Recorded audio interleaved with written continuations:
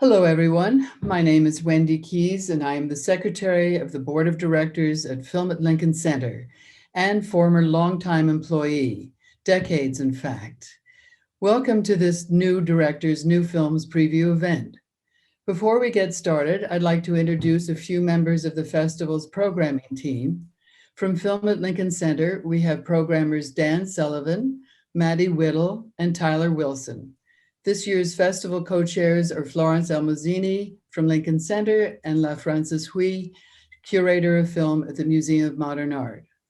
I'm thrilled to celebrate 50 years of New Directors, New Films, particularly because I was there on day one. I loved watching this program grow as we introduced so many new American and international talents to our rapt and loyal audiences. This year, we will be presenting the series in a new hybrid format, playing nationally on our virtual cinema as well as in person at the Walter Reed Theater. This Friday, April 16th, the Eleanor Bunin Monroe Film Center will finally be open to the public. I hope you all get the opportunity to experience cinema the way it was meant to be, in a nice dark theater. Opening in our theaters this Friday are Zazel Jacobs' French Exit and a restoration of Andrei Tarkovsky's Mirror on sale now. One final reminder, the New Directors, New Films pre-sale begins tomorrow, April 13th, for Film at Lincoln Center and MoMA members at exactly 12 noon. The general public pre-sale begins Friday, April 16th, so members should take advantage of their advantage. A special thank you, of course, to our sponsors for this festival and to all of our members and patrons. We can't do this without you. Again, please enjoy tonight's preview event. Thank you. Thank you so much for this lovely introduction. La, you're mute, so I'm warning you, but maybe you and I should start talking about this year's program, as we were both co-chair, and it was the first time that both of us were co-chair for the festival. So it was a very nice partnership.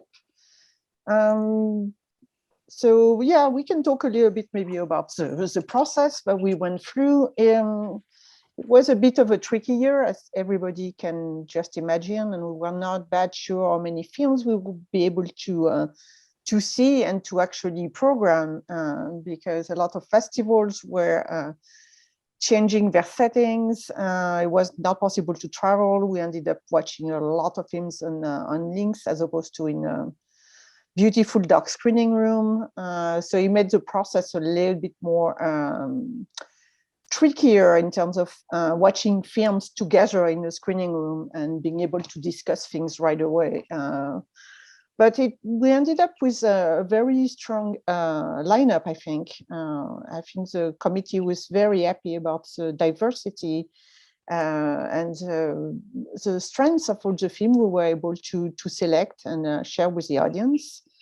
We all have some favorites, obviously. Sometimes we don't say which one they are until the festival is over, so no one is jealous. But overall, we were all very much in sync for selecting films from all these different corners of the world. We tried to go beyond the US and the usual suspects. I mean, there's always, a lot of French films when I'm around, not this year, and tried to go in different continents. It's a discovery festival, so we can't really get films from just from based on names and recommendation. We get recommendation from people who made films and who have been involved in some films, but it's a very interesting festival to work on. So personally, I was very glad to be working on it and to be a co-chair. I think it was quite an honor. Maybe La, you can say something about your point of view.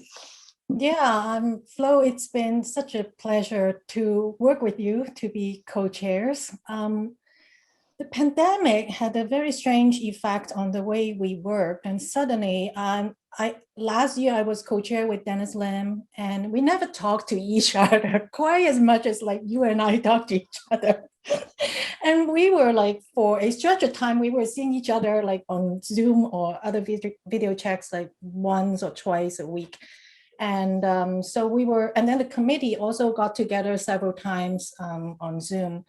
So I think we could not go to film festivals to talk to the other colleagues in the industry about these films, but within our group, we actually had many conversations about the films.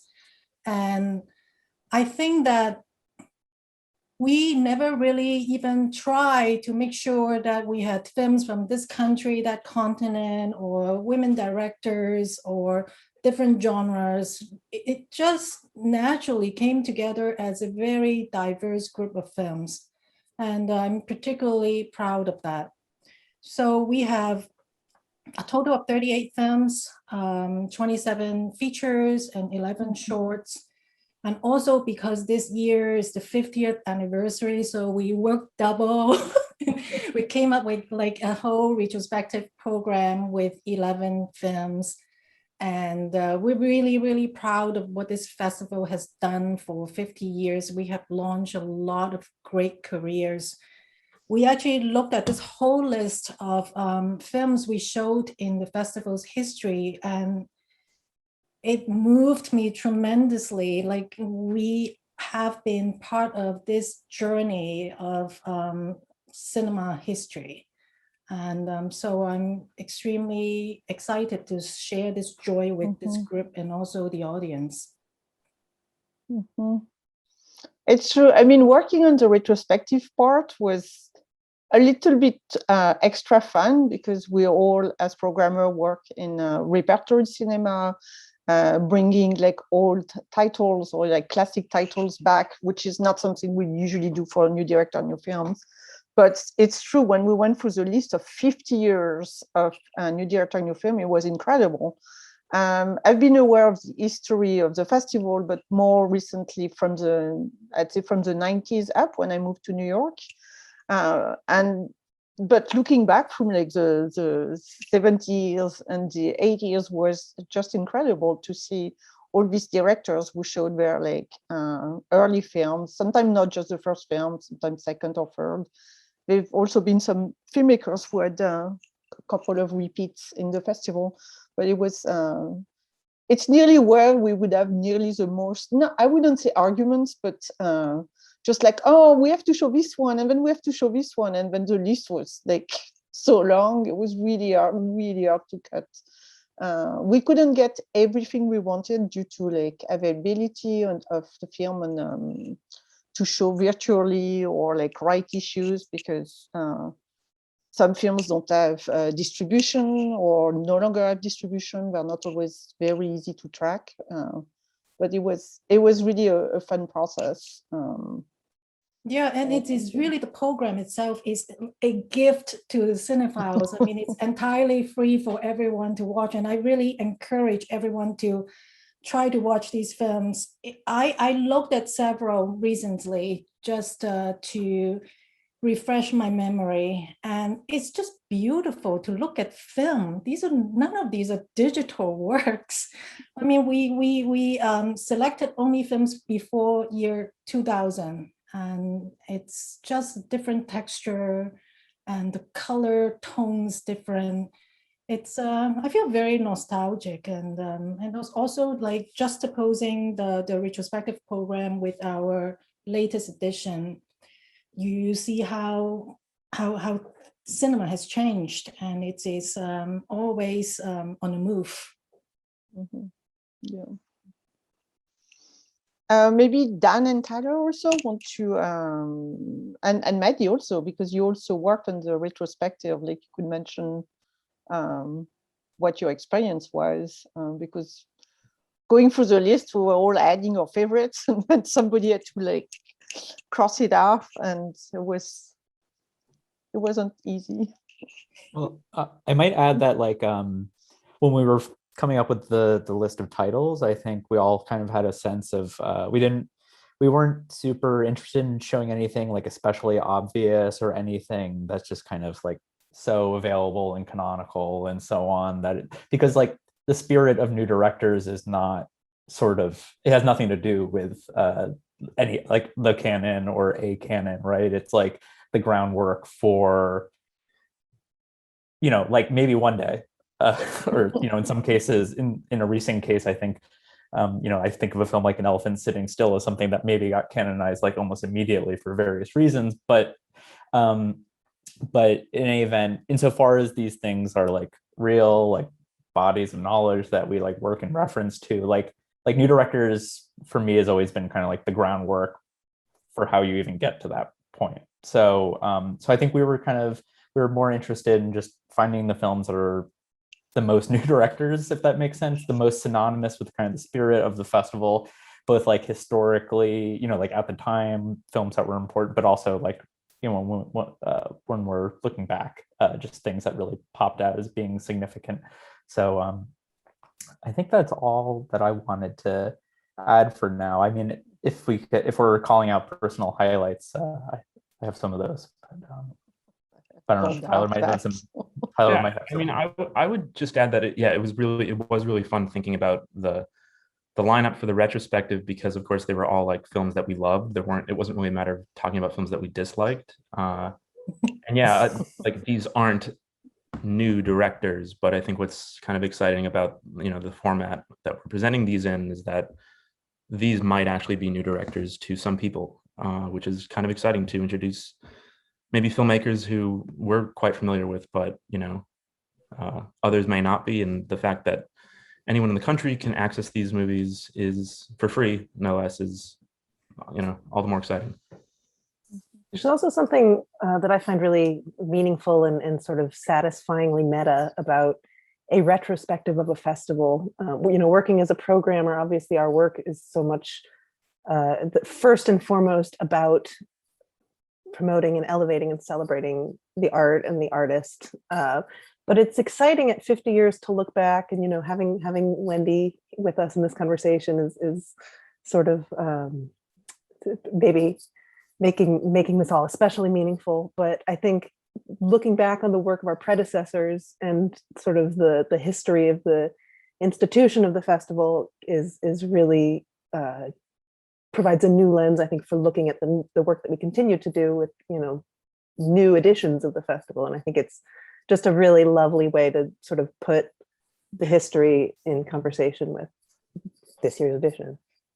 I'd like to add too that I'm impressed by your list. It's not all red carpet names, which you could have done, with the Steven Spielberg, Spike Lee, the people that we introduced as youngsters and then became big names. And the fact that while you do have well-known people, obviously Charles Burnett and Wim Wenders and Sarah Driver and Chantal, it reflects really the spirit of the series, I think, better, your list, than just showing off what we've launched, when in fact it is just an ongoing process of digging through brand new films. Nobody knows anything about them. I mean, we'd never heard of Wim Wenders before we showed Goalie. And it's exciting later in retrospect to see them grow. And then of course they graduate to the New York Film Festival in most cases. But I think that your list of retrospective titles are just terrific. So congratulations. Thank you. If I could, thank you. But if I could speak for Florence here, I would say that one omission from our list that we were quite sad about was the oldest ever filmmaker selected for new directors, new films. I really, some of us felt strongly about the idea of showing Manuel de Oliveira's film that was in new directors, but admittedly he was known at the not in the US maybe so much, but in any event, I just wanted to. I always like calling out the fact that Manuel de Oliveira was he 78? Yeah. Way 70s. So I just think that's the coolest thing. Well, and so I always bring it up. We showed Shohei Imamura when his career had well advanced at that point. but he was new to the American audiences. Usually we don't do that, or didn't do that. But he's such an important filmmaker that we really wanted to break a rule or bend a rule a little bit to include. He was probably a septuagenarian too at that point, but worth bending rules every so often. Yeah, and Agreed. then the world has changed a lot as well. It nowadays is very unlikely there's like a hidden gem nobody has ever heard of hiding somewhere in some other corner of the world. The festival programmers around the world have done a good job of making sure that, like, if there's something really great people should see, they will be seen. Well, I mean, information doesn't travel the same way, because it used to be that if you didn't go to the country, you know, if you didn't go to Russia, if you didn't go to Japan, you wouldn't really know about a lot of the work and directors working then, because it didn't travel as easily. Then it was the time of the VHS tape that people would send in like big boxes and bulk things. It was a little better, but then, you know, still not that much. And then now it's yeah, information travels like way more freely. So it's like maybe there's still something to discover, but it's just a little bit more unlikely than it used to be. I would think. Should we talk about this year's? Yeah, of course. Yeah. I think Dan is really eager to mention his favorites for this year. No, I'm not gonna. You know, I don't want to steal the spotlight here, Florence. The floor is yours. The floor is mine, as I like to hear. Actually, I was lucky to be able to go to one festival this year. I was able to go to Berlin and to see movies in the cinema. And after a year of dark life without movies, it was quite amazing to see some of his films in the cinema. Some of them from Berlin are actually included in the lineup, and some will be in the New York Film Festival. But I realized what a difference it makes when you watch a film by yourself in a screening room, all alone, and you really, really concentrate on what you're watching, as opposed to when you're home. And even with the best intention, there's way more interruption. And sometimes even movies we really like, we have to restart them a few times to really get to the spirit of the work. And I feel sometimes a little sad for filmmakers who don't get to watch their films on a big screen, and they had a whole year of like things would only premiere online and not be able to share with an audience. So it was a little difficult, but I did enjoy going to a festival, and I'm really glad that we are able to reopen our cinemas and to have the selection to be available on the big screen. I mean, for the lucky few who can come to the Walter Reed cinema. I don't know if I want to go through all my favorites. I think it has to go in a more. Somebody has to start. I don't want to be the first one. But I would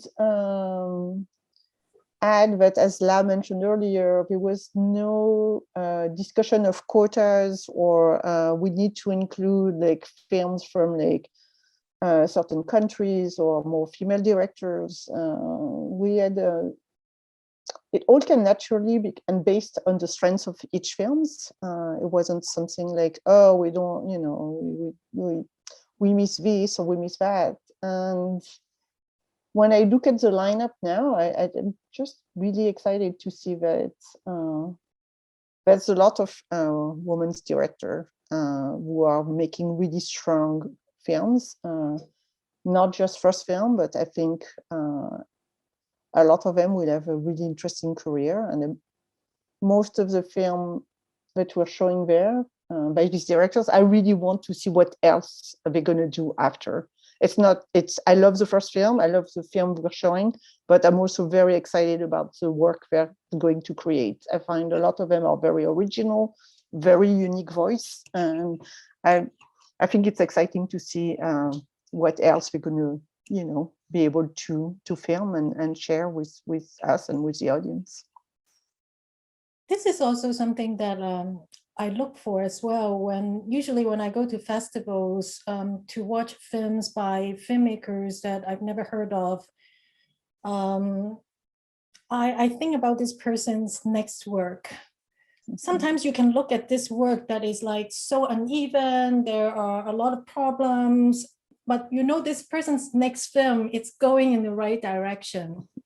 And so for me, what excites me is that I think our lineup is like these filmmakers are all very accomplished, because otherwise we would not be selecting these films. But at the same time, it's like I know that their careers will be what I will be watching. Should I go first then? Yes, you can then. Well, actually, I mean, just picking up this thread that Florence and Law have been tracing, I want to talk. I'll talk about a film that makes me extremely eager to see what its maker does in the future, which is a Mexican film called All the Light We Can See, Pablo Escoto Luna.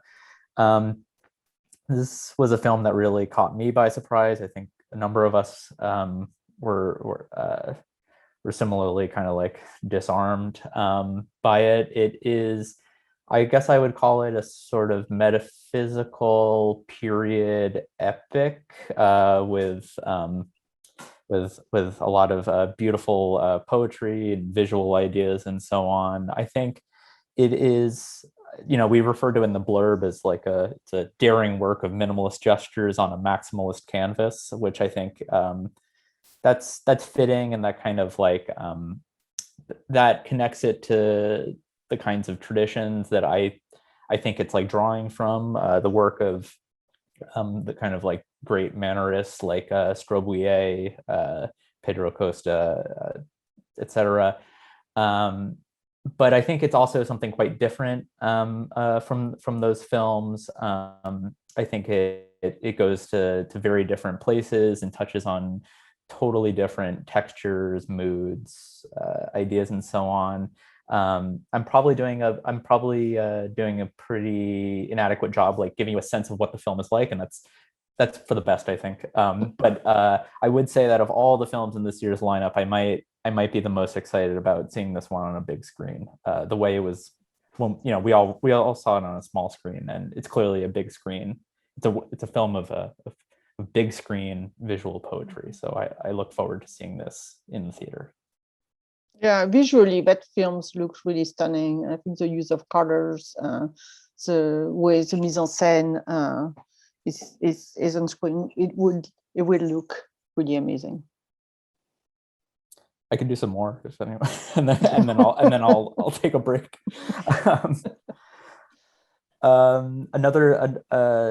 We're talking about the diversity of the lineup, and it's not every year that we get an opportunity to show a Dominican film. This year is one such year where we're showing a film entitled Laborio, directed by Nino Martinez Sosa. It premiered, I guess its world premiere was at Rotterdam in January.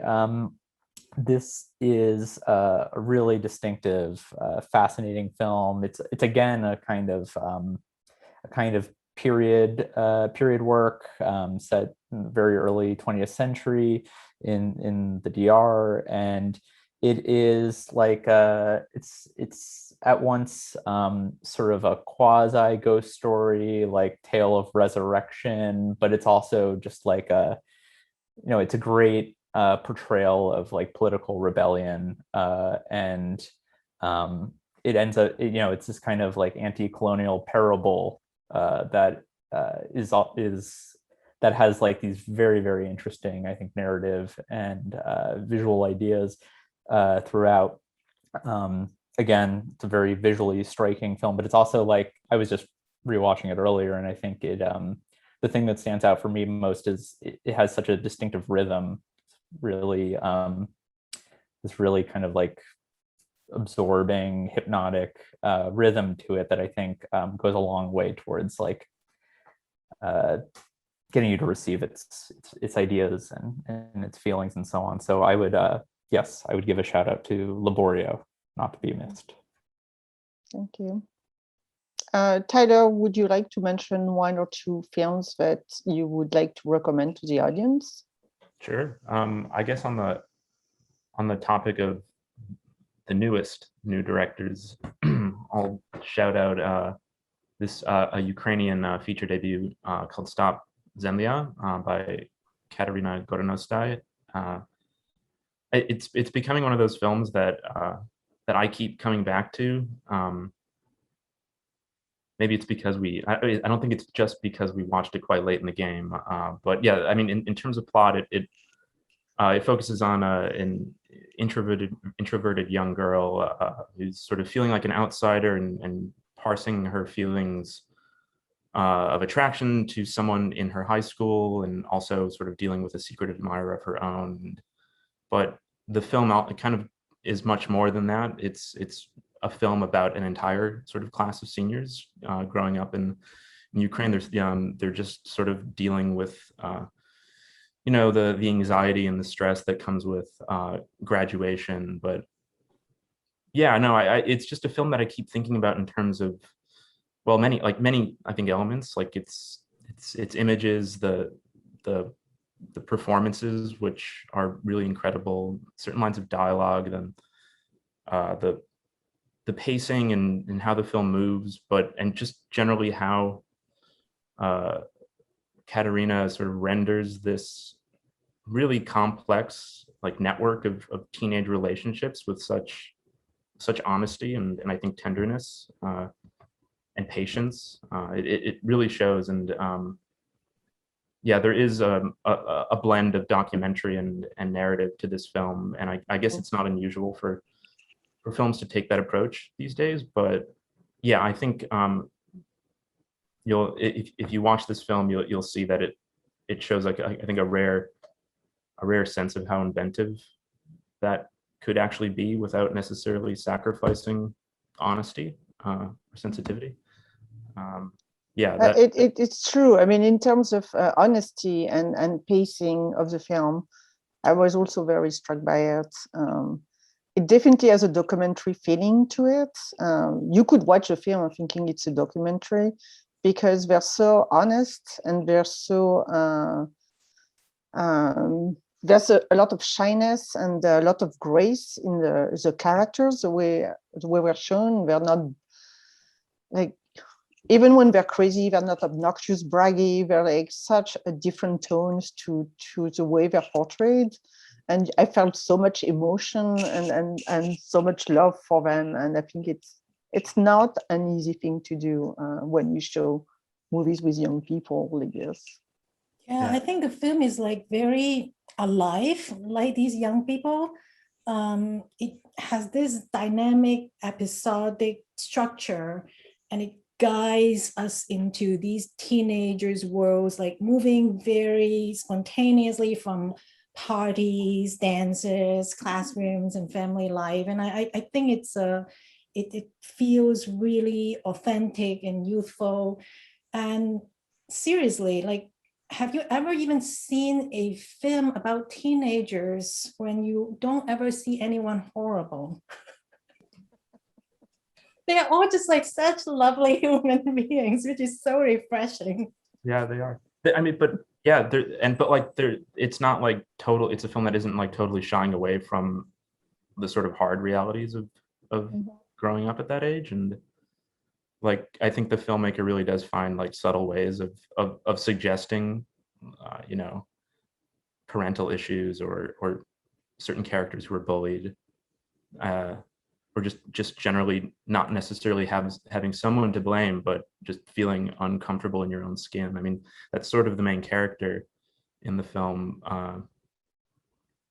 And there is a focus on her, but yeah, it is really very much an ensemble film where I think every student has their moment at a certain point in the film. And yeah, it's so clear that the director's like completely fascinated with each of her characters. And I think that's pretty infectious, because at least for me, like I could continue seeing a longer version of this film that sort of tracks these characters even more, or a series, or I don't know, a 7-Up style approach.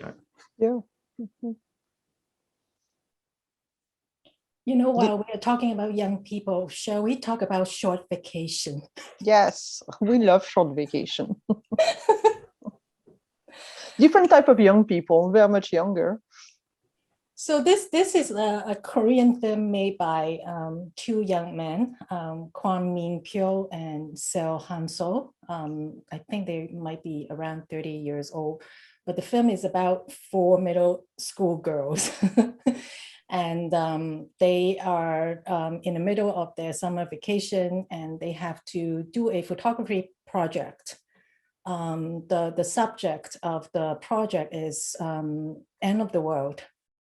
And so in the innocent mind, the end of the world is the end of the subway line.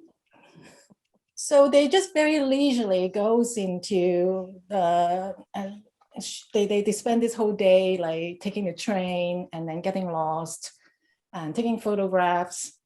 And why I really want to talk about this film is because this film doesn't use bells and whistles, like formal bells and whistles to impress you. It uses minimalism, and in a very surprising way. And I always think about what cinema is. It is basically image plus sound set against time. And magic can happen.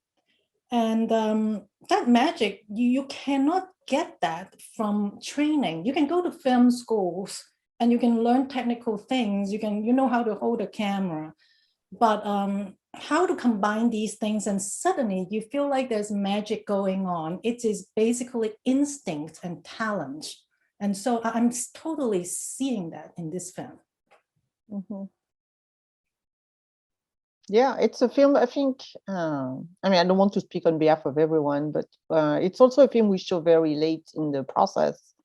But I felt like an immediate love and compassion for the film and for the character. And in a way, a film that seems so simple and so easy to, in a way, to describe. It's like these 4 like young girls like going on their trip looking for the end of the railroad. And getting lost. It's has a lot of more like complexity to it than what the film would let you to imagine. It's also a film that also stays in me, and I think about her and about these girls, and how we get to know more about them, and how you want to know more about them as it goes along, and when you see how they relate to each other, and how the friendship are evolving in a very, very short period of time. But also it's a very interesting age to depict on screen, I think, because people are just on the cusp of changing. But it's not as easy as it looks to do, as you would say. It takes talent, tremendous amount of talent, and also how you keep the character like very I would say like fresh on the surface. Like you don't want to spoil them, and you don't want to make them overbearing and to like discussing everything. And in a way, it seems like a very anti-American way of showing teenagers on screen, where I feel it gets like, especially in series and a lot of film where every emotion is described, added with music in the background, and you know what everybody's feeling at every moment, which is a complete opposite of what type of film we're discussing. Yeah, I think, for like, like we were talking a bit about like the rhythm of films earlier, and I think this is one where, even though it's about I think, it's about like big subjects, right? Like the way you sort of like initially experience the world when you're a kid, and how like uncanny that can be, and so on. It's a very like light and easy film to watch, I think, and it's like squaring that circle of like substantiality, like when a film is like really like substantial, but it keeps moving along sort of inexorably, like that. I think that's like what cinema is supposed to be, but no, yes, I echo my colleagues' sentiments about this film. Totally delightful. Yeah. For me, I also just loved, listening to these characters talk to each other, because I think it goes back to that sense of authenticity that, I feel like we're really starved for when it comes to films about young people. It feels so, listening to them speak, just really about anything, just the topic of being friends with each other is brought up at some point. And it's written, it's spoken, I think, like right on point. There's an earnestness to it, but it's never like saccharine or anything like that. It's just a very sweet movie. I think we can talk a bit more about other films we want to recommend, but before we run out of time, I would be nice to hear from Maddie about the short programs, and then we can go back to the feature pending on time. Since you were working on this for quite a long time with your partner at MoMA. So can you talk a little bit about these programs and some highlights? Or it's 2 programs of shorts, I believe. Yes, it's 11 short films across 2 programs, which I programmed with my MoMA counterpart, Brittany Shaw. And I something that you said, La, and that you said, Florence, stuck with me when you were talking about how exciting it is to think about these filmmakers in terms of what they're going to go on to make, because they are so early in their career. And I think in some ways that's especially acute with short filmmakers, watching so many of these really talented, often young filmmakers pour their talents into the short film format, ultimately just, I think, creates a lot of excitement for what they will go on to make in longer formats or in continuing to explore the short format. So it's a very exciting kind of program to think about in those terms. And when we selected the films, we sort of selected a pool of 11 films and then sort of looked at the films and decided how to break them down into programs that way. And sort of organically, it shook out in such a way that it became clear that we had a set of films that were that sort of hinge on a 2-person relationship of some kind, and the dynamic between 2 lovers or 2 family members or 2 friends, and then a set of films that really explored ideas of community, of belonging, of sort of human relationships between many people or a group of people. And so that was how we broke down the 2 shorts programs. One is 5 films and one is 6 films. They represent 16 different nationalities, different countries based on co-productions. So it's really quite a diverse shorts lineup.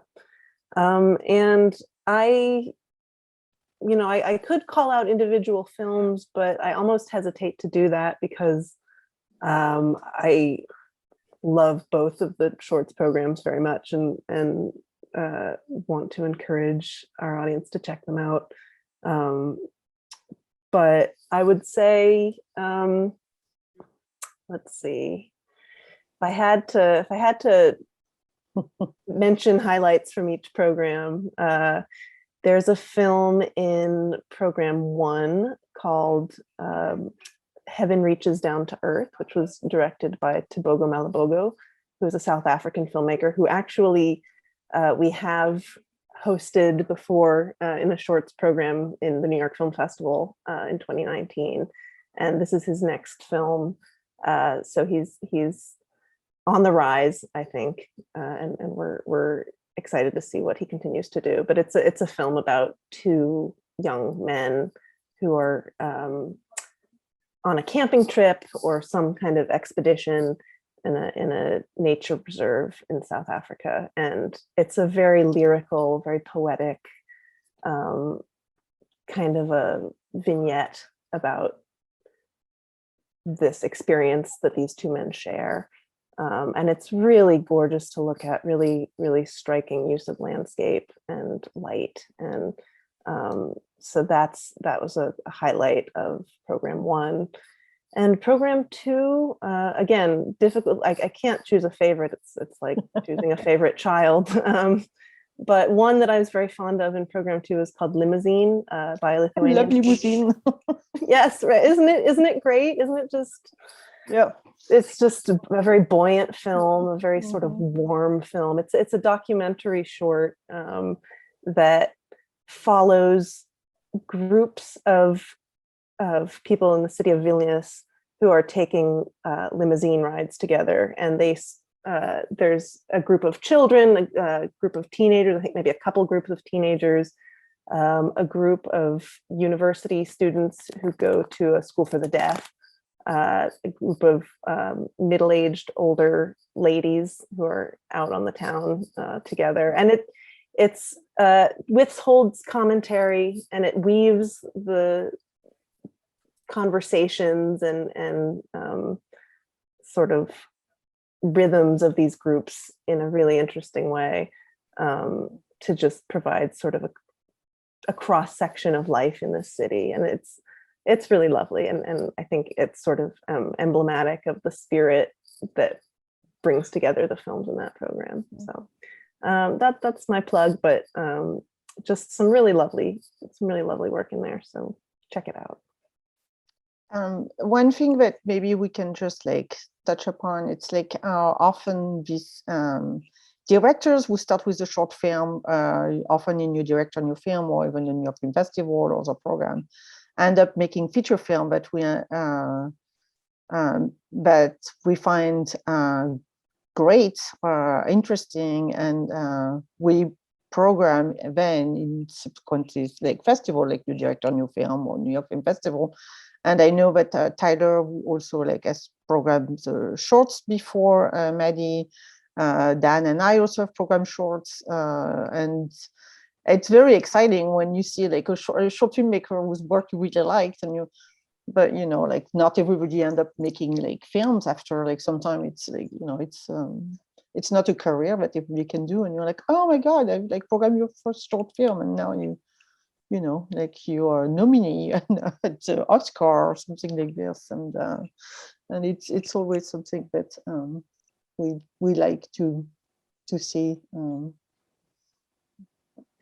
Yeah, there's actually one filmmaker who has a feature this year, who was featured in New Directors with a short a couple of years ago, Jacqueline Lenseo, for Moon 66 Questions.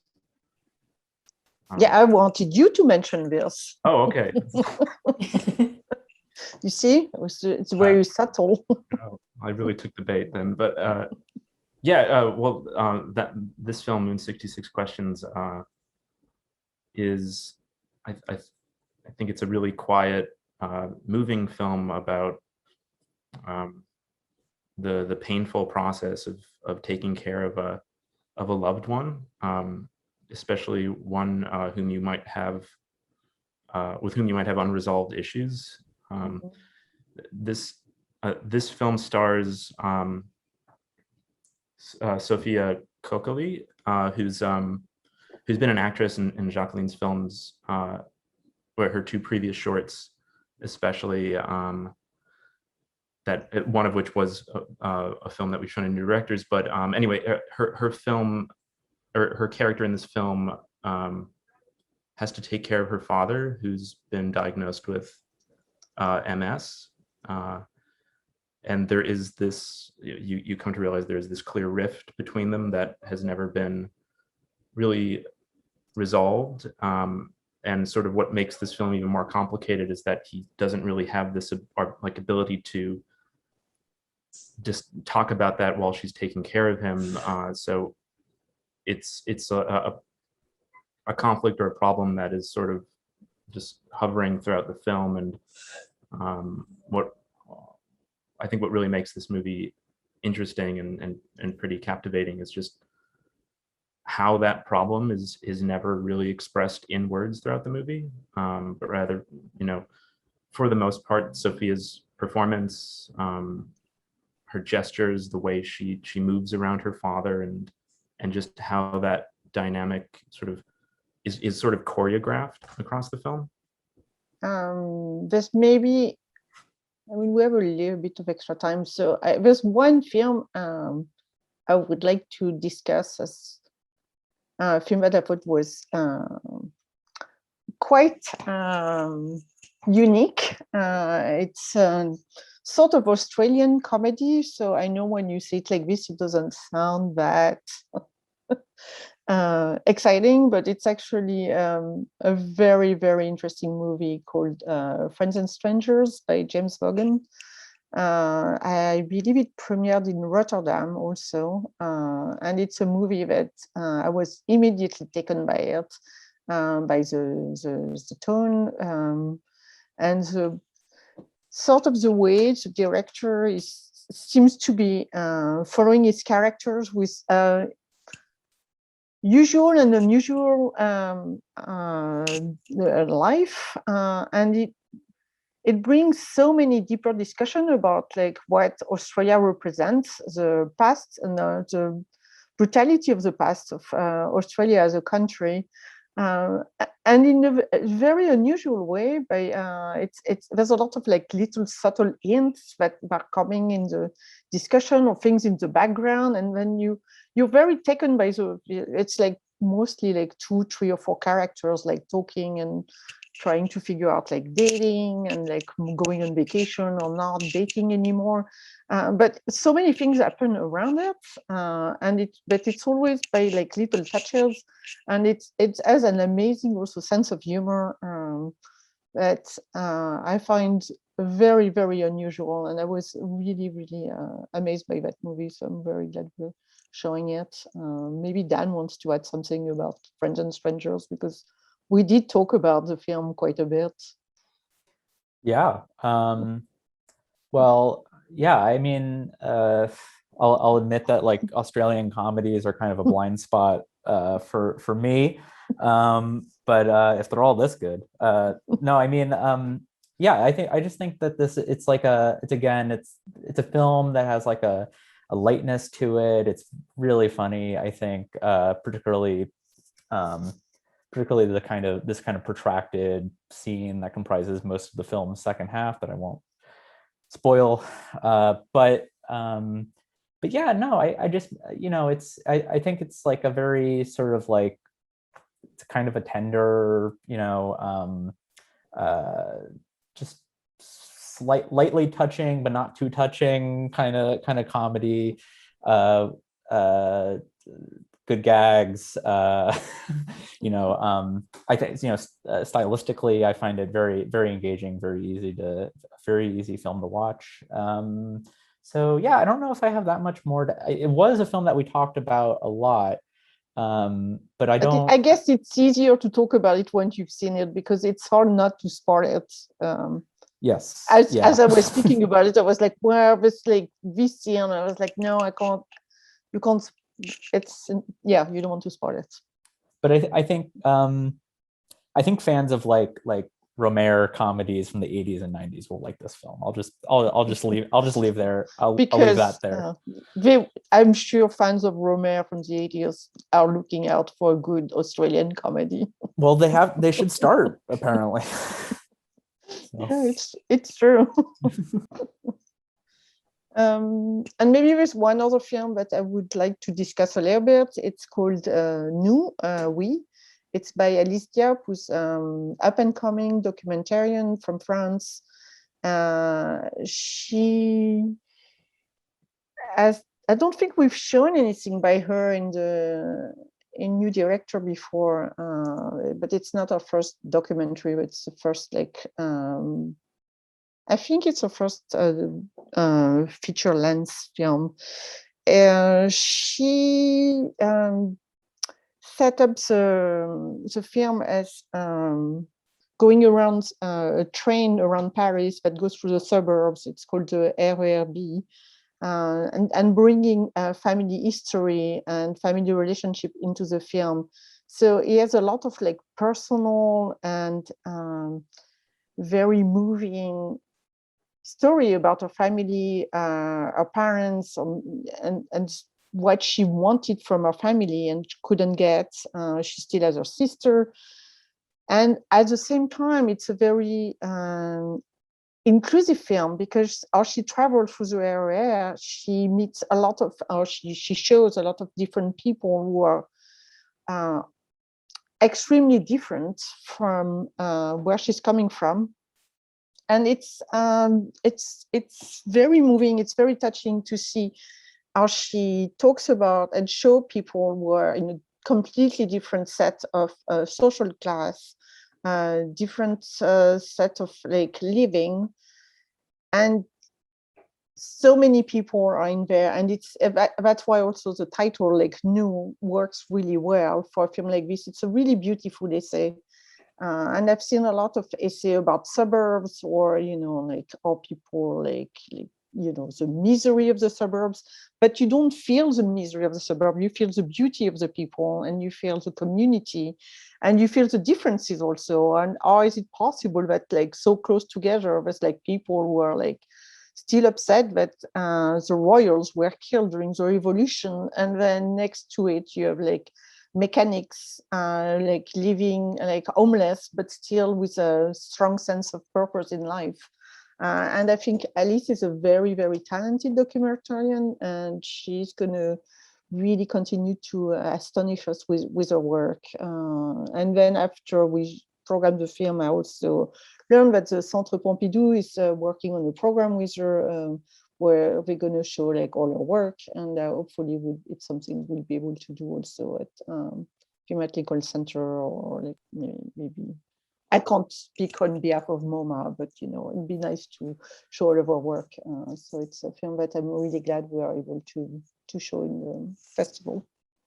I might just yeah, like as far as the setting, I guess we should, like, you know, by suburbs, I guess we mean like the banlieue, which is quite different than like the suburbs as we know them. Oh, sorry. Yes. No, I mean, it's but housing project. yeah. But I didn't mean New Jersey, right? But how about this? To see what I'm talking about, watch the film, and then you'll know exactly what I mean, I guess. But in any event, French suburb from Paris is different from the suburbs where we move to buy a big house. Yeah. Thank you. I think there was some question from the audience about the scheduling of the festival, which we just finished. But I'm not really sure. I mean, it's going to become public in the next couple of days. I don't know exactly which day.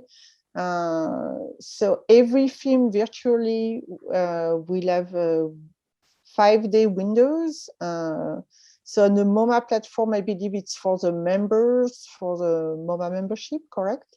Yes. Yes. Mm-hmm. And for us at Film at Lincoln Center,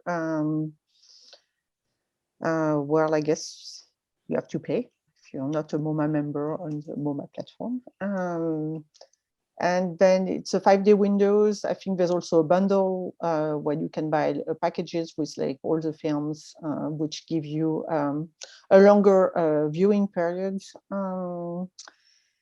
And the schedule will be available, I think, on our website in the next couple of days, because it was just approved. It was a little bit complicated to put it together because there's 2 platforms and also a physical component where all the film will play in the Well to Read, like I think twice, and it's going on sale to the general public on the 16th, and I think for members on the 13th.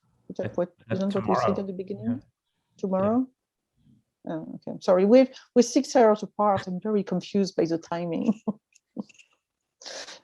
So hopefully all the information will be easily accessible for the members and people who are interested in watching these movies in New York or nationally, if people can.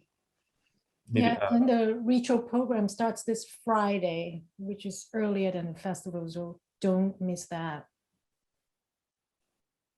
A member is bringing up a good point through a question that if the schedule is, if the films are on sale tomorrow, that means the schedule will be available tomorrow as well. So yes, yeah, it does make sense. You cannot buy a ticket if the schedule is not available. So as soon as the tickets are available, the schedule will be available with it. And I guess I'm very tired because it's close to midnight, and I didn't really think when I said that. Flo, in your defense, thank you for making in your me defense, I stupid. found that to be a chicken or the egg situation myself. So Yes, maybe I'm tired too. yeah. Okay. So yes, it'll be available when tickets are on sales. Which Tyler knew the answers. I don't know if there's any other questions or any other things we want to. There's a question about physical screenings at MoMA. There won't be any physical screenings at MoMA. What? What a surprise! I'm shocked to hear this, La. You promised me some screening in the garden. I would also add that I might add some surprises. So if they have to be surprises, then I'm not going to tell you now. Watch the space. It's like another kind of chicken or egg thing. Yeah, I have to say that we were very fortunate by the opening of the cinema scheduled for April, because we were really not sure it was going to be possible. It was not easy to reopen after such a long closure. So we're really, really, really excited that we're able to have the festival back on the Walter Reed, even if it's with limited capacity and obviously like all the safety measures that people have to take. But I think for people who really miss the screening room, it's a really lovely opportunity to watch a lineup. I'll answer these 2 other questions. Yes, all the films will be shown in Walter Reed. And the other one is MoMA members will access all the films in the retrospective and the 2021 edition, just like the way you watch anything else on MoMA's virtual cinema platform. Yes, no physical screening at MoMA, but La has promised us that maybe there'll be a surprise, but it could be for the next edition of New Director, New Film. I don't know what she means. Surprises. This year, next year? Surprises. Have to give it a surprise. Yeah. If you knew what she meant, it wouldn't be a surprise. Exactly. It's right there in the name. Yeah. Mm-hmm. All right. I think we're cracking up. Maybe we should leave it there. Well, it was really nice to see nearly the entire committee, and 2 people did not join us, 3 people with Brittany. But it was nice to be talking with Dan, Tyler, Maddie, and La about this year's edition. And I hope the audience will enjoy the results of our work, and the work of the directors, obviously. So I think we can say goodbye, and hopefully we answered all the questions. I didn't make too much of a fool of myself by not knowing the schedule. And I can't believe I get to say this for the first time in over a year, but yeah, we'll see you at the movies. Oh, yes. Yeah. See you at the movies. Yes. Thank you so much. Thank you for listening, and until the next time. Bye. Bye. Thank you.